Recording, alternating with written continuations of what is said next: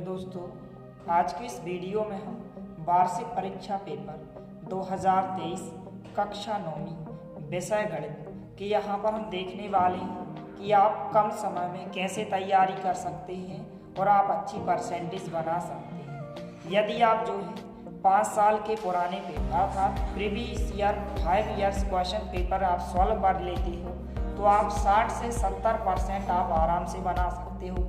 किस विषय में? गणित विषय में। और आप सभी विषयों के हिंदी, इंग्लिश, विज्ञान, सामाजिक विज्ञान कोई भी विषय हो, यदि आप 5 साल के पेपर अच्छे से तैयार कर लेते हो तो आप 60 से 70% आप आराम से बना सकते हो। तो यहाँ पर हम इस वीडियो में देखने वाले हैं कि आपको जो है इस चैनल के माध्यम से 5 साल के पुराने पेपर सॉल्व कराए जाएंगे। डेली आपको 2 वीडियोस उपलब्ध कराए जाएंगे कक्षा 9वीं के। और यहाँ पर आपको 4 मॉडल पेपर, वार्षिक परीक्षा के लिए 4 मॉडल पेपर और 5 साल के पुराने पेपर आपको सॉल्व कराए जाएंगे मात्र 1 महीने में। यदि आप 1 महीने में अच्छे से तैयारी कर लेते हो तो आप गारंटी के साथ 60 से 70% आप बना सकते हो केवल 1 महीने में। क्योंकि आपके पास बहुत ही कम समय है, क्योंकि जो आपके पेपर होंगे लगभग जो है आपके मार्च महीने में। कब होंगे आपके वार्षिक के पेपर? मार्च महीने में आपके जो है वार्षिक पेपर होंगे। इसलिए आपके पास लगभग 1 से 1.5 महीने का समय है। तो यदि आप वार्षिक परीक्षा में अच्छी परसेंटेज बनाना चाहते हैं या अच्छे अंक लाना चाहते हैं तो आप हमारे चैनल के साथ जुड़ जाइए। इस चैनल के साथ आपको जो है वार्षिक परीक्षा की हर एक विषय की तैयारी अच्छे से करवाई जाएगी। तो यहाँ पर हम इस वीडियो में कक्षा 9वीं विषय गणित जो आपका वार्षिक पेपर है 2018 का, इस क्वेश्चन पेपर को हम सॉल्व करने वाले हैं। तो वीडियो के साथ अंत तक बने रहिए। इसी तरह आपको और वीडियोस में जो है 2019 का पेपर जो आपका वार्षिक पेपर 2019, 2020, 2021 और 2022 का पेपर आपको सॉल्व कराया जाएगा। और जितने भी वार्षिक परीक्षा के 4 हमारे पास मॉडल पेपर हमने बनाए हैं उनको भी आपको सॉल्व कराया जाएगा। यदि आप 5 साल के पुराने पेपर और 4 मॉडल पेपर इनको आप अच्छे से तैयार कर लेते हो तो आप 100% गारंटी के साथ जो है आप कक्षा 9 में 60 से 70% आप मात्र 1 महीने में बना सकते हैं। तो चलिए वीडियो को स्टार्ट करते हैं। तो यहाँ पर आप देख सकते हैं कक्षा 9 गणित बोर्ड परीक्षा प्रश्न जो वार्षिक परीक्षा का पेपर है 2018 का, इस प्रकार से पहले आता था। इस प्रकार से इसको हम सॉल्व करने वाले हैं तो आपको समझाया भी जाएगा, तो आपको ध्यानपूर्वक अच्छे से समझना है। तो यहाँ पर सबसे पहले हम सही विकल्प को समझ लेते हैं जो कि आपसे 30 अंक में पूछे जाते हैं। तो सबसे पहले पहला प्रश्न है सही विकल्प चुनकर लिखिए। पहला प्रश्न यहाँ पर इस प्रकार से दिया गया है। यहाँ पर आप देख सकते हैं कि किसी वास्तविक संख्या का निरपेक्ष मान सदैव होता है। तो आपको ध्यान रखना है कि किसी भी वास्तविक संख्या का जो निरपेक्ष मान सदैव होता है कैसा होता है? एक धन संख्या होता है। डी नंबर का ऑप्शन इसका राइट आंसर होगा। इसके बाद जो है दूसरा प्रश्न इस प्रकार से है कि एक घात वाले बहुपद को कहते हैं। तो जो एक की घात वाला बहुपद होता है उसे क्या कहते हैं? रैखिक बहुपद कहते हैं। डी नंबर का ऑप्शन इसका राइट आंसर होगा। और आपको ध्यान रखना है 2 की घात वाले बहुपद को हम द्विघात बहुपद कहते हैं। 3 की घात वाले बहुपद को हम त्रिघात बहुपद कहते हैं। और यदि किसी बहुपद में कितने पद हैं? 2 पद हैं। जैसे यदि हम x + 2 लिख दें तो यहाँ पर आप देख सकते हैं इसमें 1 और 1 कितने पद हैं? 2 पद हैं। तो यह द्विपद बहुपद होगा। लेकिन क्वेश्चन में पूछा गया कि एक घात वाले बहुपद को कहते हैं, तो क्या कहते हैं? रैखिक बहुपद कहते हैं। तीसरा प्रश्न इस प्रकार से है कि 2 संख्याओं का योग 25 व अंतर 5 है तो वे संख्या होंगी। तो इस क्वेश्चन को हम समझ लेते हैं। तो आपको ध्यानपूर्वक अच्छे से समझना है। तो यहाँ पर सबसे पहले हमें 2 संख्या पता नहीं है कि वे 2 संख्या कौन सी होंगी। 2 संख्याओं का योग बताया गया है। तो यहाँ पर जैसे ही हम इसको हल करेंगे तो माना सबसे पहले 2 संख्या यहाँ पर हम मानेंगे। माना पहली संख्या क्या है? x है। आप x मान सकते हैं या फिर आप a और b मान सकते हैं। जैसे यदि हम मान के चले माना पहली संख्या क्या है? x है। हमने पहली संख्या को x माना क्योंकि संख्या तो हमें पता नहीं है, तो हमने माना पहली संख्या x है। और दूसरी संख्या हम क्या मानेंगे? इस प्रकार से दूसरी संख्या को हमने क्या माना? y माना। इस प्रकार से आपको कोई भी 2 संख्या मान लेना है। अब इसके बाद हम दो समीकरण बनाएंगे और इन दो समीकरणों को सॉल्व करेंगे। तो दो संख्याओं का योग गणित की भाषा में हम क्या कहते हैं, योग कहते हैं। और इसको यदि हम हिंदी भाषा की बात करें तो हिंदी भाषा में योग का अर्थ क्या होता है, जोड़ना। क्या होता है, जोड़ना। तो क्वेश्चन में बताया गया है कि दो संख्याओं का योग कितना है, 25 है। तो दो संख्याओं का योग करेंगे, अर्थात पहली संख्या हमने x मानी है। योग का अर्थ क्या होता है, जोड़ना, तो हम प्लस का चिन्ह लगाएंगे। और दूसरी संख्या हमने क्या मानी है, y। तो दो संख्याओं का योग अर्थात x प्लस y हमने लिखा। दो संख्या, चूंकि पहली संख्या हमने x को माना है, इसके बाद दोनों संख्याओं का योग करना है तो हमने प्लस का चिन्ह लगाया। दूसरी संख्या हमने y मानी तो हमने y को लिखा। दो संख्याओं का योग कितना दिया गया, 25। तो x धन y बराबर हमने 25 लिखा। इसी प्रकार से हम दूसरा समीकरण बनाएंगे। और अब आगे बताया गया है कि वह अंतर का अर्थ क्या होता है, माइनस का चिन्ह। अर्थात दो संख्याओं का अंतर, पहली संख्या माइनस दूसरी संख्या। पहली संख्या हमने x माना तो हमने x लिखा, अंतर मतलब माइनस का चिन्ह। और y लिखा हमने। दोनों संख्याओं का अंतर कितना दिया गया है, 5 दिया गया। अब इसके बाद आप देख सकते हैं दोनों समीकरणों को हम विलोपन विधि से सॉल्व करेंगे। जब आप कक्षा 10वीं में पढ़ेंगे तो कक्षा 10वीं में एक विधि है, विलोपन विधि। यदि आपके पास इस प्रकार से कोई भी दो समीकरण है तो हम उसको विलोपन विधि से सॉल्व कर सकते हैं। किस विधि से, विलोपन विधि से। तो विलोपन विधि में इस प्रकार से दो समीकरण हैं। अब इसके बाद यदि हम इन दोनों समीकरणों को क्या करते हैं, जोड़ दें, तो यहाँ पर हम लिखेंगे जोड़ने पर। तो हमारा क्वेश्चन आसानी से सॉल्व हो जाएगा। जोड़ने पर जो है, यहाँ पर आप देख सकते हैं 1x और 1x, यहाँ पर एक माना जाता है, यहाँ पर एक माना जाता है, लेकिन लिखा नहीं जाता है। तो 1x और 1x जोड़ने पर कितने हो जाएंगे, 2x हो जाएंगे। लेकिन प्लस का y और माइनस का समान संख्या कैंसिल हो जाएंगी, प्लस का y माइनस का y कैंसिल हो जाएगा। 1x और 1x 2x हो जाएंगे, बराबर के नीचे बराबर आ जाएगा। 25 धन के हैं और धन के 5, प्लस के 25 प्लस के 5 जोड़ेंगे कितने हो जाएंगे, 30 हो जाएंगे। इसके बाद हमें x का मान ज्ञात करना है, अर्थात पहली संख्या चूंकि हमने x को माना है तो हम x का मान ज्ञात करेंगे। तो यदि हमें x का मान ज्ञात करें तो 30 जाएगा। चूँकि 2 यहाँ पर गुणा में है तो गुणा वाली संख्या कहाँ आ जाएगी, बटे में। अब इसके बाद 2 से हम इसको डिवाइड करेंगे, 2 से इसको कैंसिल करेंगे। यदि आप 2 का भाग 30 में भी कर सकते हैं, इस प्रकार से आप रफ में करेंगे 2 का भाग 30 में। तो 2 का भाग 3 में 2 एकम 2, घटाएंगे 3 में से 2, 1 बचेगा, यहाँ पर 0 आ जाएगा, 2 पंचे 10। तो इस प्रकार से यदि हम 2 का भाग 30 में करेंगे, यदि 2 से 30 को डिवाइड करें तो कितना आएगा, 15 आएगा। तो जो हमने पहली संख्या x मानी थी कितनी हो जाएगी, 15 हो जाएगी। कितनी हो जाएगी, 15 हो जाएगी। अब x का मान हमारे पास 15 आ चुका है, पहली संख्या। अब इस x के मान को आप चाहे तो आप समीकरण 1 में रख सकते हैं, या इसको आप समीकरण 2 नाम दें तो आप समीकरण 1 में भी रख सकते हैं, या फिर आप समीकरण 2 में रखें। और इसको आप सॉल्व करेंगे तो आपका दूसरी संख्या अर्थात y का मान आ जाएगा। तो यहाँ पर हम लिखेंगे x का मान समीकरण, इस समीकरण में हम रखेंगे। तो यहाँ पर हम लिखेंगे x का मान समीकरण 1 में रखने पर। किस समीकरण में रखने पर, समीकरण 1 में रखने पर। तो समीकरण 1 में हम x की जगह x का मान कितना रखेंगे, 15 रखेंगे। तो x की जगह सबसे पहले हम समीकरण को लिख लें। समीकरण क्या है, x प्लस वाई बराबर कितना है, 25।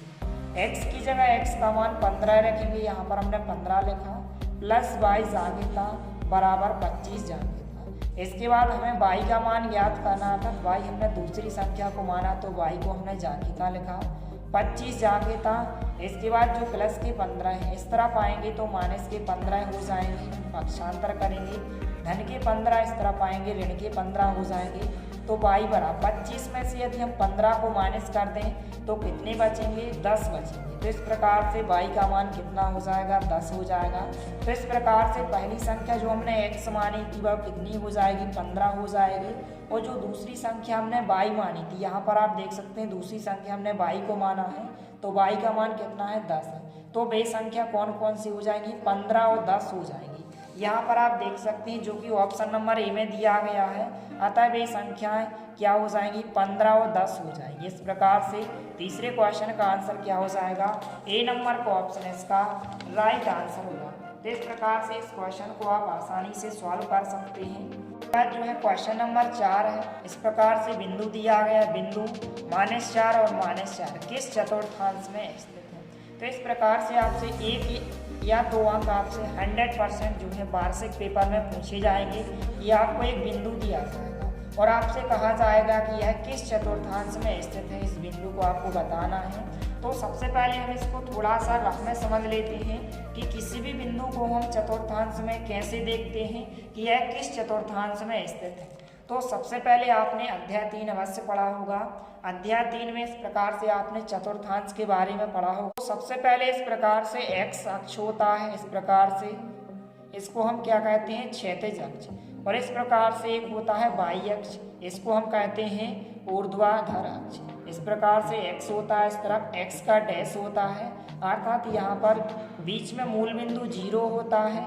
यहाँ पर धनात्मक x अक्ष की धनात्मक संख्या जैसे 1 2 3 4 5 इस प्रकार से संख्या होती है। और इस तरफ जो है x अक्ष की ऋणात्मक संख्या होती है, ऋण का 1 ऋण का 2 ऋण का 3 और आगे भी संख्या होती है। और इसी प्रकार से यहाँ पर यह वाई अक्ष होता है और नीचे जो वाई का डैश अक्ष होता है, यहाँ पर वाई अक्ष की धनात्मक संख्या होती है जैसे 1 2 3 4 इस प्रकार से और आगे भी संख्या। और यहाँ नीचे जो होती है वाई अक्ष की ऋणात्मक संख्या, ऋण का 1 ऋण का 2 ऋण का 3 ऋण का 4 इस प्रकार से संख्या होती है। अब इसके बाद यहाँ से हम स्टार्ट करते हैं प्रथम चतुर्थांश।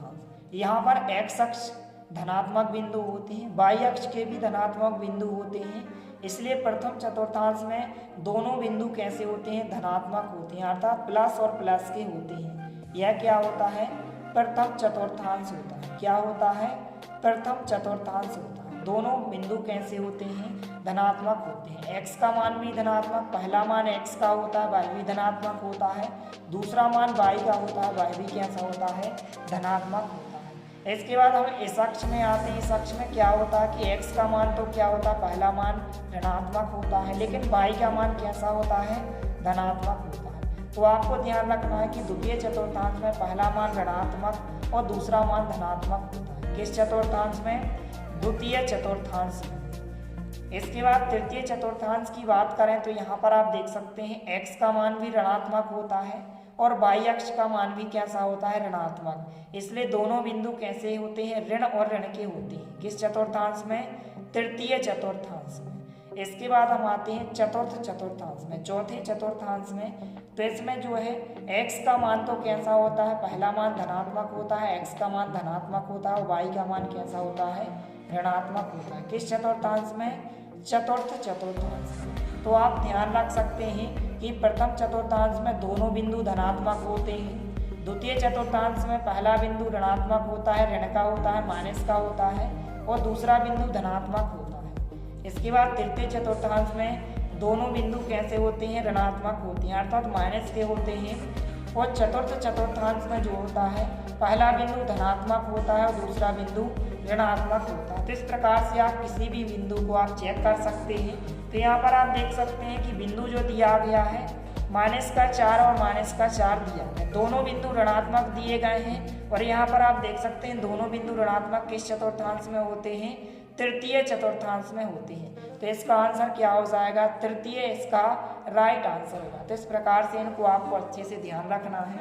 इसके बाद जो है 5वां क्वेश्चन है, समांतर चतुर्भुज का क्षेत्रफल होता है। तो जो समांतर चतुर्भुज का क्षेत्रफल ज्ञात करने का जो सूत्र होता है, क्या होता है, आधार गुणित ऊंचाई होता है। क्या होता है, आधार गुणित ऊंचाई होता है।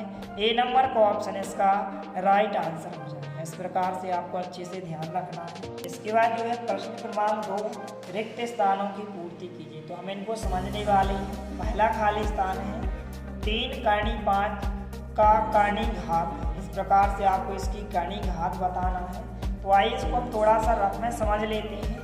आपको इस प्रकार से क्वेश्चन दिया जाए, यहाँ पर करनी 3 और 5 दिया है, इसमें घात पूछी गई है।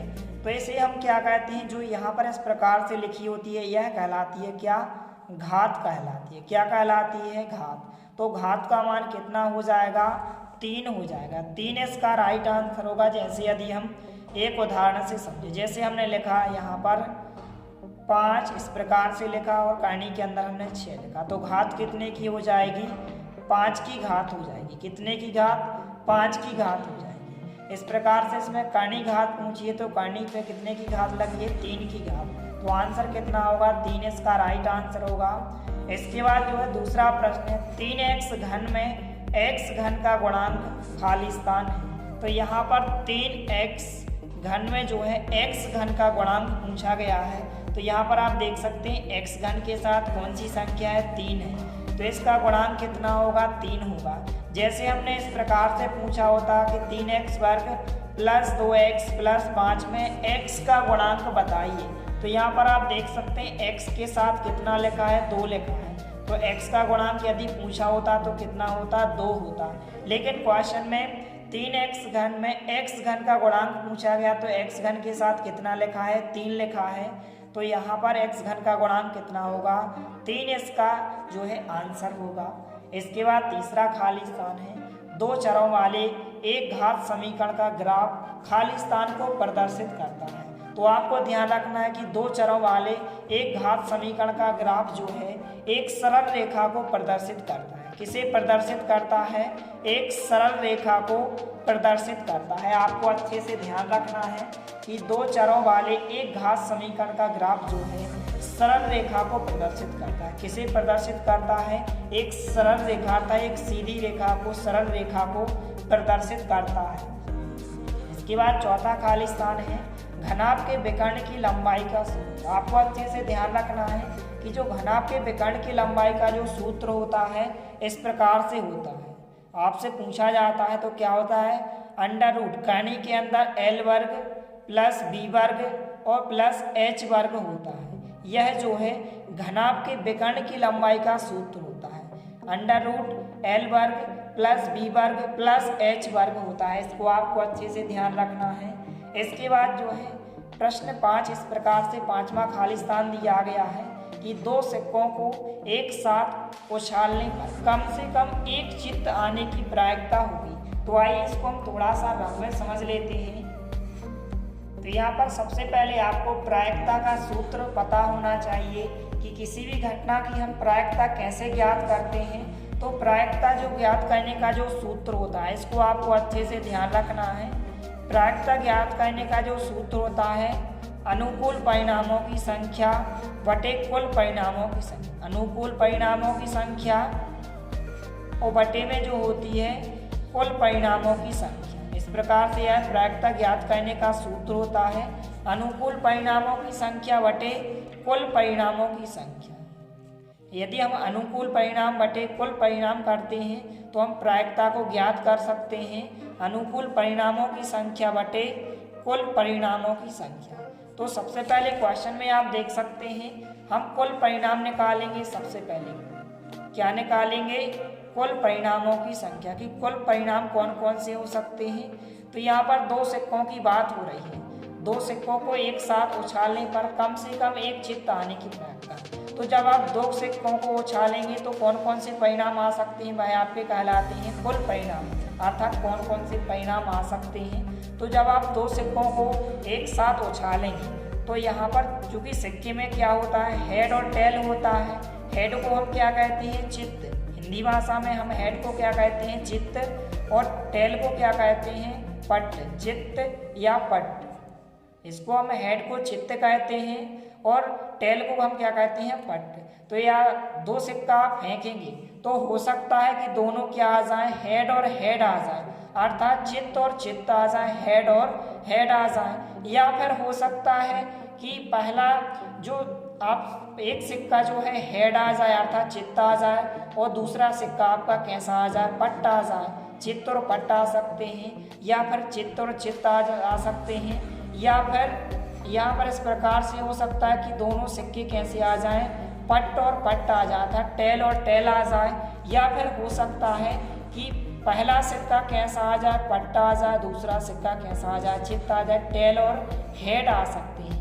केवल 4 ही परिणाम हो सकते हैं। यदि आप 2 सिक्कों को फेंकते हैं तो हो सकता है हेड और हेड आ जाए या हेड और टेल आ जाए या टेल और टेल आ जाए या फिर टेल और हेड आ जाए। तो यहाँ पर आप देख सकते हैं कुल कितने परिणाम हो सकते हैं, 1 2 3 4 परिणाम हो सकते हैं। तो कुल परिणामों की संख्या कितनी हो जाएगी, 4 हो जाएगी। अब इसके बाद हम अनुकूल परिणामों की संख्या, जो क्वेश्चन में पूछा गया वह क्या कहलाते हैं, अनुकूल परिणाम। तो क्वेश्चन में पूछा गया है कि दो सिक्कों को एक साथ उछालने पर, अर्थात यदि आप दो सिक्कों को एक साथ उछालेंगे तो कम से कम एक क्या आना चाहिए, एक चित्त आना चाहिए। क्या आना चाहिए, चित्त, मतलब कम से कम एक हेड तो होना चाहिए।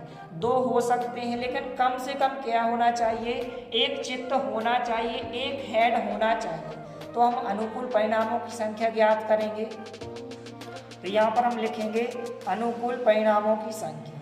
तो अनुकूल परिणाम कौन कौन से हो सकते हैं, केवल एक हेड आ सकता है, एक चित्त आने की प्रक्रिया, कम से कम क्या होना चाहिए, एक चित्त तो होना चाहिए, एक हेड तो होना चाहिए। दो भी चल सकते हैं लेकिन कम से कम एक हेड होना चाहिए, एक चित्त होना चाहिए। तो यहाँ पर आप देख सकते हैं ऐसे कितने परिणाम हैं। यहाँ पर पहला परिणाम भी हो सकता है कि दोनों हेड और हेड आ जाए, दोनों चित्त और चित्त आ जाए, या फिर हो सकता है कि एक हेड आ जाए, एक दूसरा टेल आ जाए, लेकिन दोनों पट्ट नहीं हो सकते। कम से कम एक चित्त होना चाहिए, एक हेड होना चाहिए। तो ऐसे पहला परिणाम, दूसरा परिणाम और केवल 3 ही ऐसे परिणाम हैं जिनमें क्या है, हेड है, अर्थात जिनमें क्या है, चित्त है। तो अनुकूल परिणामों की संख्या कितनी हो जाएगी, 1 2 और 3 हो जाएगी। अब इसके बाद इन मानों को हम इस सूत्र में रख देंगे, प्रायिकता के सूत्र में, अनुकूल परिणामों की संख्या बटे कुल परिणामों की संख्या। तो यहाँ पर आप देख सकते हैं अनुकूल परिणामों की संख्या कितनी दी गई है, 3 दी गई है। तो अनुकूल की जगह अनुकूल परिणामों की संख्या हम 3 रखेंगे, बटे का चिन्ह लगाएंगे।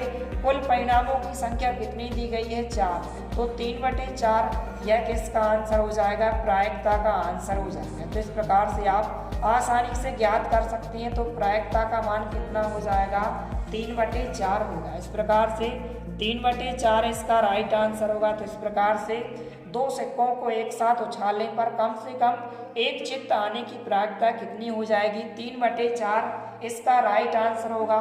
तो इस प्रकार से इन सभी प्रश्नों को आपको अच्छे से तैयार कर लेना है। और सभी विद्यार्थियों से निवेदन है कि आप हमारे चैनल को सब्सक्राइब कीजिए, क्योंकि यार जो है वीडियोस बनाने में बहुत ज़्यादा मेहनत लगती है। और वीडियो को ज़्यादा से ज़्यादा अपने दोस्तों के साथ शेयर कीजिए ताकि सभी की हेल्प हो सके।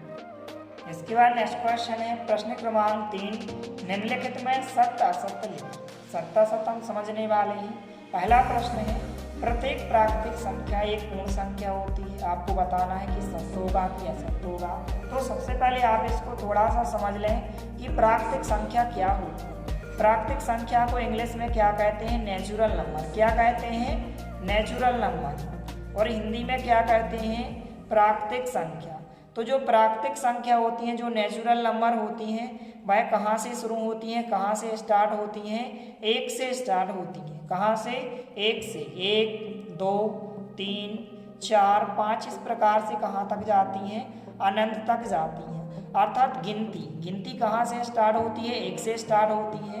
तो प्राकृतिक संख्या 1 से लेकर अनंत तक की संख्या जो है प्राकृतिक संख्या कहलाती है। क्या कहलाती है, प्राकृतिक संख्या कहलाती है। तो इस प्रकार से आपको ध्यान रखना है। इसके बाद क्वेश्चन में प्राकृतिक संख्या और पूर्ण संख्या की बात की गई है। तो पूर्ण संख्या हम देख लेते हैं। पूर्ण संख्या को इंग्लिश में होल नंबर कहते हैं। तो पूर्ण संख्या, यदि प्राकृतिक संख्या में हम क्या लिख दें, 0 और ऐड कर दें, अर्थात 0 को और जोड़ दें, 0, फिर इसके बाद 1 2 3 4 इस प्रकार से संख्या क्या कहलाती है, पूर्ण संख्या। तो प्राकृतिक संख्या गिनती वाली संख्या, अर्थात 1 से लेकर अनंत तक की संख्या। और पूर्ण संख्या, यदि हम प्राकृतिक संख्या, इन संख्या में हम 0 को और ऐड कर दें, अर्थात लिख दें, तो वह पूर्ण संख्या बन जाती है। तो क्वेश्चन में पूछा गया है कि क्या प्रत्येक प्राकृतिक संख्या, अर्थात 1 2 जितनी भी प्राकृतिक संख्या है वे पूर्ण संख्या होती हैं। तो बिल्कुल होती है, क्योंकि प्राकृतिक संख्या में, चूंकि पूर्ण संख्या में जो है पूरी की पूरी प्राकृतिक संख्या तो लिखी, यहाँ पर आप देख सकते हैं पूरी की पूरी पूर्ण संख्या में जो है प्राकृतिक संख्या ही तो लिखी है। तो यह कथन आपका क्या हो जाएगा, सत्य हो जाएगा। तो पहले प्रश्न का आंसर क्या हो जाएगा कि प्रत्येक प्राकृतिक संख्या एक पूर्ण संख्या होती है। बिल्कुल आपका कथन सत्य होगा। इसके बाद दूसरा प्रश्न है, लघुत्तम लघुत्तम समावर्तक, अर्थात इसको हम लासा कहते हैं। गुणा का चिन्ह है महत्तम समावर्तक मासा, बराबर क्या होता है, बहुपद का गुणनफल होता है। तो यह एक सूत्र होता है कि लघुत्तम समावर्तक गुणित महत्तम समावर्तक बराबर बहुपद का गुणनफल। तो यह कथन आपका क्या होगा, सत्य होगा। इस प्रकार से आपको ध्यान रखना है। इसके बाद जो है तीसरा प्रश्न है, समद्विबाहु त्रिभुज के तीनों कोण बराबर होते हैं। तो आइए इसको थोड़ा सा समझ लेते हैं। सबसे पहले समद्विबाहु त्रिभुज क्या कहलाता है, तो ऐसा त्रिभुज जिसकी दो भुजाएं तो कैसी हों, बराबर हों। जैसे हमने एक त्रिभुज बनाया, मान के चले इसमें दो भुजाएं बराबर हैं, मान के चले कि यह भुजा और यह भुजा बराबर है, लेकिन यह भुजा बराबर नहीं है। तो समद्विबाहु त्रिभुज होता है जिसकी दो भुजाएं बराबर होती हैं। तो बताया गया कि समद्विबाहु त्रिभुज के तीनों कोण बराबर होती हैं, तो यह कथन असत्य होगा। यह कथन क्या होगा, असत्य होगा। लेकिन यदि हम समबाहु त्रिभुज की यदि हमने बात की होती, किस त्रिभुज की, समबाहु त्रिभुज, जिस त्रिभुज की तीनों भुजाएं कैसी होती हैं, समान होती हैं, तो उस त्रिभुज में क्या होते हैं, तीनों कोण बराबर होते हैं। लेकिन आपको ध्यान रखना है कि जो समद्विबाहु त्रिभुज होता है उसके तीनों कोण बराबर नहीं होते हैं। यह कथन क्या होगा, असत्य होगा। क्या होगा, असत्य होगा। इसके बाद चौथा प्रश्न जो सबसे ज़्यादा पूछा जाता है, अभी जो है आपके अर्धवार्षिक पेपर हुए हैं उनमें भी यह क्वेश्चन पूछा गया है कि मूल बिंदु के निर्देशांक 0 0 होते हैं। तो बिल्कुल कथन सत्य है कि जो मूल बिंदु होता है उसके निर्देशांक क्या होते हैं, 0 0 होते हैं। तो यह कथन क्या होगा, सत्य होगा। इसके बाद पांचवा प्रश्न है, वर्ग अंतराल, जो अंतराल दिया गया है 90 से 100 दिया गया है। इसमें बताया गया कि वर्ग अंतराल 90 100 में जो है 90 वर्ग की निम्न वर्ग सीमा होती है। तो यह क्या होती है, निम्न वर्ग सीमा होती है, और ये क्या होती है, उच्च वर्ग सीमा होती है। यह निम्न वर्ग सीमा होती है, यह उच्च वर्ग सीमा होती है। तो यह कथन बिल्कुल सत्य है कि 90 और 100 में जो है 90 निम्न वर्ग सीमा है। यह कथन क्या होगा, सत्य होगा। तो इस प्रकार से इन प्रश्नों को आपको अच्छे से तैयार कर लेना है। इसके बाद नेक्स्ट क्वेश्चन है, प्रश्न क्रमांक 4, सही जोड़ी बनाएं। इस प्रकार से दो स्तंभ दिए गए हैं, स्तंभ आ और स्तंभ बा। पहला प्रश्न इस प्रकार से है कि एक शांत रेखा दोनों, तो यहाँ पर इस प्रकार से ऑप्शन दिए गए हैं। तो यदि हम एक शांत रेखा की बात करें इस प्रकार से, जैसे हमने एक रेखा खींची, ये भी एक हमने रेखा खींची, तो जो एक रेखा होती है इस रेखा को हम अनिश्चित रूप से दोनों ओर बढ़ा सकते हैं। जैसे यदि हम इस तरफ इसको बढ़ा सकते हैं और इस तरफ भी हम इसको बढ़ा सकते हैं। तो इस प्रकार से एक शांत रेखा दोनों ओर जो है अनिश्चित रूप से बढ़ाई जा सकती है। सी नंबर का ऑप्शन इसका राइट आंसर होगा। दूसरा प्रश्न है, समांतर चतुर्भुज। तो जो समांतर चतुर्भुज होता है इस प्रकार से, इसकी जो होती हैं सम्मुख भुजाएं कैसी होती हैं, बराबर होती हैं, अर्थात आमने सामने की भुजाएं कैसी होती हैं, बराबर होती हैं। इस प्रकार से तो समांतर चतुर्भुज की विशेषता क्या होती है कि सम्मुख भुजाएं कैसी होती हैं, बराबर होती हैं। तो दूसरे का आंसर क्या हो जाएगा, ई नंबर को ऑप्शन इसका राइट आंसर होगा। सम्मुख भुजाएं कैसी होती हैं, बराबर होती हैं। तीसरा प्रश्न दिया गया कि दो बराबर वृत्त की त्रिज्या, यदि हम दो बराबर वृत्त बना लें और उनकी त्रिज्या भी बराबर बना लें इस प्रकार से, जैसे हमने एक त्रिभुज इसको बनाया, इस प्रकार से हमने इतना ही हमने दूसरा त्रिभुज बनाया, इसकी त्रिज्या हमने 2 सेंटीमीटर मानी और इसकी त्रिज्या भी हमने 2 सेंटीमीटर मानी। तो क्वेश्चन में पूछा गया है कि दो बराबर वृत्त की त्रिज्या, यदि दो बराबर वृत्त की त्रिज्या कैसी होंगी, बराबर होंगी। कैसी होंगी, बराबर होंगी। डी नंबर का ऑप्शन इसका राइट आंसर होगा कि दो बराबर वृत्त की त्रिज्याएं कैसी होंगी, बराबर होंगी। इसके बाद चौथा प्रश्न है कि एक ही रेखा के समांतर खींची गई दो रेखाएं होती हैं, आपको बताना है। तो यदि हम एक ही रेखा के समांतर, जैसे हमने एक रेखा खींची, इसी के समांतर हमने दो रेखा और खींची, तो एक ही रेखा के समांतर खींची गई दो रेखाएं होती हैं, तो कैसी होती हैं, समांतर होती हैं। कैसी होती हैं, समांतर। तो चौथे प्रश्न का आंसर क्या हो जाएगा, बी नंबर का ऑप्शन इसका राइट आंसर होगा। इसके बाद पांचवा प्रश्न है, मध्यिकाओं के संगमन बिंदु को क्या कहते हैं। तो आपको ध्यान रखना है, जो मध्यिकाओं के संगमन बिंदु क्या कहलाता है, केंद्रक कहलाता है। क्या कहलाता है, इस प्रकार से जो मध्यिका खींची जाती है, मध्यिकाओं का संगमन बिंदु क्या कहलाता है, केंद्रक कहलाता है। एफ नंबर का ऑप्शन इसका राइट आंसर होगा। तो इस प्रकार से इन प्रश्नों को आपको अच्छे से तैयार कर लेना है। इस प्रकार से सही जोड़ियां हो जाएंगी। इसके बाद नेक्स्ट क्वेश्चन है प्रश्न क्रमांक 5, निम्नलिखित का एक शब्द में उत्तर लिखिए। पहला प्रश्न है कि 2 + x वर्ग + x में x वर्ग का गुणांक है। तो गुणांक हम कैसे ज्ञात करते हैं? आपको एक समीकरण दिया गया है, द्विघात समीकरण 2 + x वर्ग + x, इसमें x वर्ग का गुणांक पूछा गया तो हम x वर्ग के साथ देखेंगे कौन सी संख्या लिखी है। तो यहाँ पर आप देख सकते हैं x वर्ग के साथ कोई भी संख्या नहीं लिखी है। तो यहाँ पर जब कोई भी संख्या नहीं लिखी होती है तो यहाँ पर क्या माना जाता है? 1 माना जाता है। जैसे इसको हम एक उदाहरण के द्वारा समझें, जैसे एक समीकरण होता है इस प्रकार से 3x घन प्लस यहाँ पर कितना होता है 2x वर्ग + 5 होता है, और हमने आपसे पूछा होता है कि इस समीकरण में x वर्ग का गुणांक बताइए। तो यहाँ पर आप देख सकते हैं x वर्ग के साथ कितने लिखे हैं? 2 लिखे हैं। तो x वर्ग का गुणांक कितना होता? 2 होता। लेकिन यहाँ पर इस समीकरण में जो क्वेश्चन में पूछा गया इसमें x वर्ग के साथ कोई भी संख्या नहीं है, तो क्या माना जाता है? 1 माना जाता है, लेकिन लिखा नहीं जाता है। इसलिए x वर्ग का गुणांक कितना हो जाएगा? यहाँ पर 1 हो जाएगा। कितना हो जाएगा? 1 हो जाएगा। तो 1 इसका राइट आंसर होगा। दूसरा प्रश्न है रैखिक समीकरण में चर राशि की उच्चतम घात होगी। तो यदि हम रैखिक समीकरण की बात करें, जैसे हमने एक लिखा x + 3, तो इसमें जो चर की घात होती है कितने की घात मानी जाती है? 1 की मानी जाती है, लेकिन लगाई नहीं जाती है। तो 1 की घात वाले समीकरण को हम क्या कहते हैं?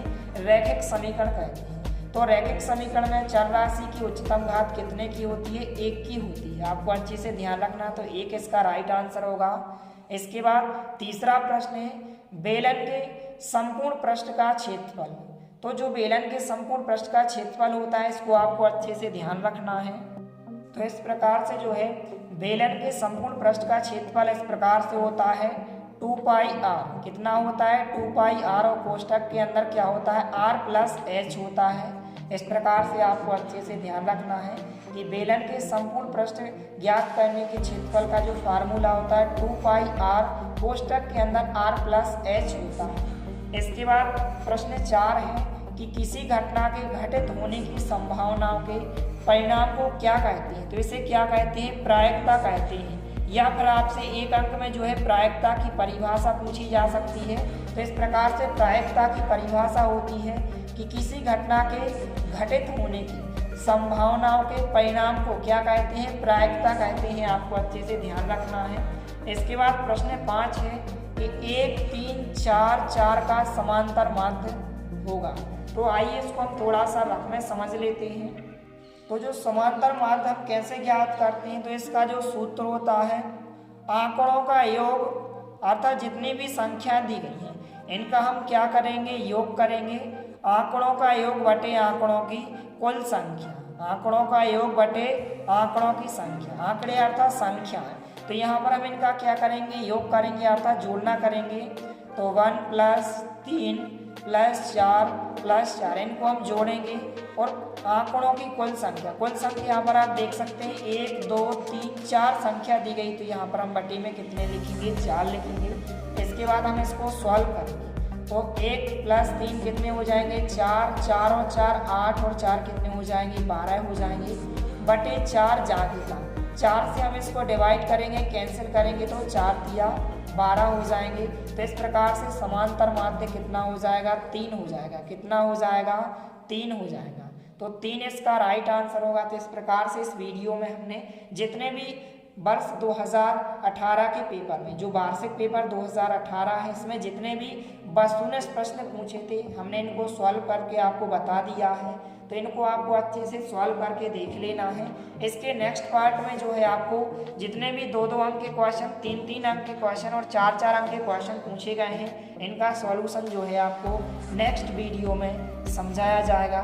तब तक आप इन प्रश्नों को अच्छे से तैयार करें। मिलते हैं अगले वीडियो में, तब तक के लिए जय हिंद, वंदे मातरम।